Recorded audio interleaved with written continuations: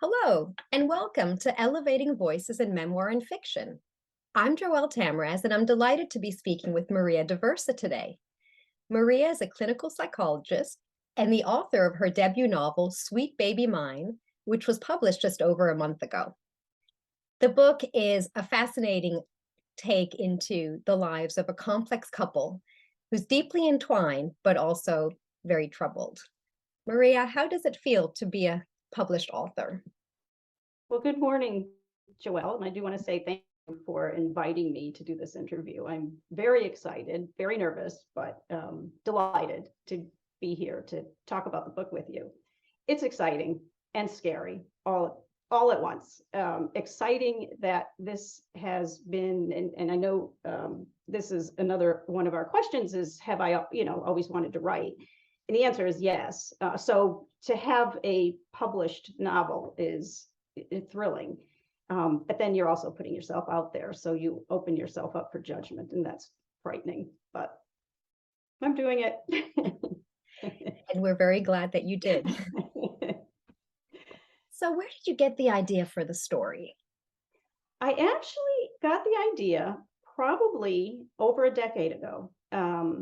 I was at a job, and one of our supervisors had, and this was with research with patients with borderline personality disorder, and one of the supervisors had mentioned, gee, wouldn't it be nice if somebody wrote a novel, coming from a positive perspective of borderline personality disorder, as opposed to what you see a lot of in Hollywood, the fatal attraction, boiling bunny heads, and that's chasing with butcher knives and that sort of thing. And I remember thinking at that time, I want to do that. That's what I want to do. And maybe it was just sort of a blending of all the worlds for me, but I just thought that, that would be wonderful to show borderline personality disorder from a compassionate perspective, because as I said, we just don't get that a lot. So if I may, I'd like to read a passage too, because I thought I had incorporated this into the book. And going over this morning of what I would like to talk about, I think that this sums it up very well. And again, I will talk later about where I found a lot of these inner thoughts of borderline women, because I did not make this up. And this really comes from how some women feel about having the disorder. So this is taken later in the book, page 210, when Anna is explaining to her husband, Tony, how it feels to have borderline personality disorder. And she says, what I'm saying is it's hard to describe how it feels to turn yourself inside out, to discover there's nothing good there. It fills you with so much contempt for yourself, so much hopelessness, that you lash out at everyone around you, especially the people who love you the most. I futz with my shirt again, then gently rub my arms. I won't say I don't know the difference between right and wrong. It's more like I convince myself it's okay to hurt other people because I hurt, because all that matters in the heat of that moment is stopping the thoughts that tell me I'm a worthless piece of shit. And again, a lot of those are quotes from genuine women with the disorder. So, and I think it takes you right into that world, that you share the pain with them of what it feels like. Yes, and that comes across very clearly in your book. Thank you. The second reason is, and I mentioned a lot of these theorists and authors in my acknowledgments, is at the time I was also reading a lot of feminist literature. A lot of the medical research world relies on genetics for mental illness and personality disorders, and they were looking at cultural conditioning. And so there are a number of books out there that are looking at how boys and girls are raised differently, and not only in our country, I mean, across the world. Boys are encouraged to go out and explore and challenge and conquer, and girls are encouraged to defer and acquiesce. Girls are encouraged to nurture others. We're encouraged to take care of others. And again, I'm not saying here that that's a bad thing. Caring for other people is a wonderful thing. But if that's the only thing you have, and that's where you get your self-worth, that's detrimental. And I think a lot of us, me included, do that. We take care of everybody else except ourselves. And there's so much written about self-care. What I wanted to show was I wanted to take their theories and incorporate those into the book as well, and show that there are, perhaps other reasons for the development of borderline personality disorder, and that perhaps it does come from our cultural conditioning, where women learn to take care of others at the expense of our own needs. And what happens is women end up developing feelings of anger, rage, powerlessness,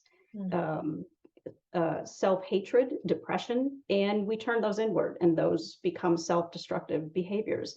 Last night, I just did, as I was thinking of this, because Anna is a cutter, and I did that purposefully so I could draw attention to this issue. And I just did a very quick Google search about women and self-harm in 2022. And some of the statistics that I found, just very quick. Self-injury in teenage girls rose 68% between 2013 and 2017, and 99% in all girls and boys, 13 to 18-year-olds between 2019 and 2020. And that's pre-pandemic. So, I'm not saying that's the only reason. I'm sure there are many reasons for why children self-harm, but I think in a society that doesn't empower girls, that's certainly one of the reasons. And so I did want to draw attention to that. Yes. In another note too, in terms of women being the primary caregivers, just mentioning the pandemic, we certainly saw that during the pandemic. If everybody was working from home, women's productivity dropped, whereas men were able to get things done. Women were the ones that relied on us to take care of kids and your job. They even looked at women academics. Their research suffered during the pandemic, but the men, their research did not. So, it's still very prevalent today. So an important book. Yeah. So Sweet Baby Mine is clearly Anna's journey, yet you chose to tell the story through the dual narrators, Tony, her husband, and Anna. Tell us why you did that. I did. A couple of reasons. And I think one is just because I thought that would be intriguing. I really did. I thought to be able to, and just having the two of them, just to look at the events, the arguments, their interactions from both perspectives, from hers, a female perspective, and his, the male perspective of how he perceives what's happening and what's going on. And the second reason was there are a lot of books, if you just do even a quick Amazon search, of borderline women or empaths, empathic women, highly sensitive women, and narcissistic men. There seems to be a real dynamic of the coupling of those two personalities and personality disorders. And I just thought that was fascinating. How there's that codependency, how they really get their needs met through the relationship, and particularly from each other. And not that it's always good for the woman, a lot of the books are how to get yourself out of that kind of a relationship. So, so then it became, so what is the man gaining? What is this all about? So I did a lot of reading around that kind of thing too, but I thought it would be really intriguing to be able to look at each aspect of their lives from both perspectives, male and female. Well, that was one of my favorite parts of the book, or the way it worked. So I think it was a great choice. So both of the narrators are complex, and they just jump right off the page. How did you get into their minds?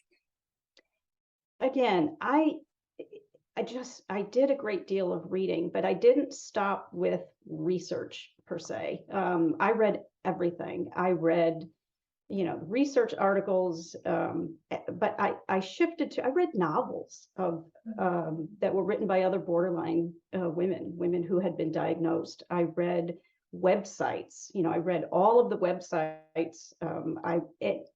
Actually, the most important thing that I'd like to say that I read were individual blogs written by women with borderline personality disorder. And I read them regularly. I read through their archives, and I really wanted to grasp what it was like to live day to day with that disorder, with borderline personality disorder, and to engage in self-harm behaviors, and what was their relationship like with their mother, because again, that's such an important aspect of Anna's life, her relationship with her mother. And what I did is I also looked at images. I searched the internet for artwork, photographs, any kind of image that had been done along that disorder. And I would copy them and then print them out. And I had them next to me as I was writing. So it would, I don't know if I want to say channeling, but it was kind of like I was channeling. I had them right next to me. So it would just put me right into those women's minds, into their life.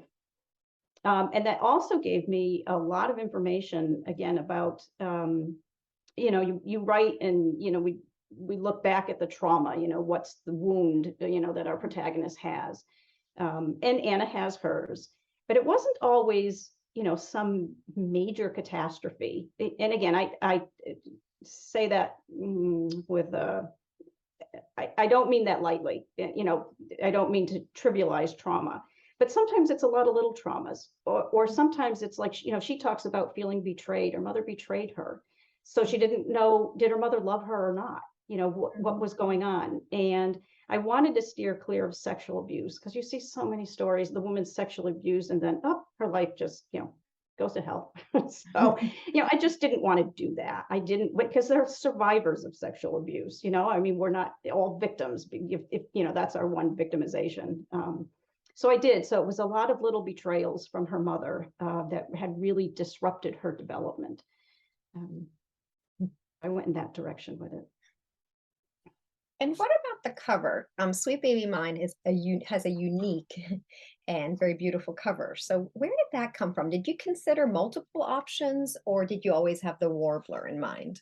I always had the warbler in mind. I really had my heart set on the warbler, that theme that ran through the story, that would be, and I thought that once readers read the book, then the cover would really resonate with them.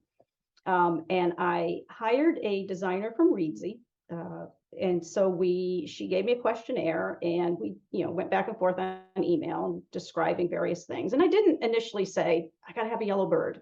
Just, I gave her, she asked questions about Anna and Tony and the relationship, and, where the story was going. And the first time that we got together, she gave me, I think, maybe 6 or 7 different covers. And they were various, some were photograph type settings, some were artwork, very artistic. And there was this cover, but it didn't quite look like this. It was kind of half colored and very dark. And it was just sort of off to the side. It was, one of her, I don't think she cared for it. She just kind of thrown it in there, like a lineup, like, here are the good ones. And I tossed in a few extras. And the writing was very mechanical, but something just kept drawing me to it. And she had other covers with birds, the very small birds. And I thought that this was attractive. And I said to her, could we lighten that up maybe a little bit, or, maybe, fill in the bird as yellow, and let's see what that looks like. And then I belong to a writing group or a book club for writers. So that what we do is we really take a look at the book we're reading, not as readers, but as writers. What did that author do, that we can learn from? And I brought it to them, and so many of them said, that's beautiful, but maybe the writing could be changed. And so I took a lot of their suggestions, and I went back to her, and we went back and forth a few times. And it's very fascinating working with a designer, because there were things that she did with texture I never would have even considered. It wouldn't have come to mind. So between the two of us, we really pulled out the element of the bird, and then she again added texture, which kind of toned it down and made it look like that area of Paris, which is just very kind of eclectic and edgy. And again, the warbler is, when the warbler comes into your life, what it's trying to tell you as a spirit animal is that it's time for you to lift your voice. It's time for you to express yourself and be heard. And I think for Anna and for her role of as a woman in that story and finding herself, I think that chapter was that was her mirror middle. That was very significant for her, that she helped that bird, and that entire event was saying to her, it's your turn. It's time for you to make your voice heard. So It's definitely a special moment in the book. yes, And you chose Paris as a setting. I did. Could it have been set anywhere, or was there a particular reason that your book was set in Paris? The book was set in Paris. I toyed with this idea probably 25 years ago. And my husband and I were there on vacation, and we we were much younger and walked everywhere. And so we had hit many of the districts, the arrondissements of Paris, and had been through the 20th, and I fell in love with it at that time. Again, there are art galleries and the murals on the sides of buildings, and just the various, any kind of market and restaurant, and it was just very multicultural. So I just had my heart set on that, and I was thinking even earlier this morning that if I had my choice to live anywhere in the world, I'd love to have an apartment there. And that was it. I think it could be set anywhere, certainly. And I think just as long as it's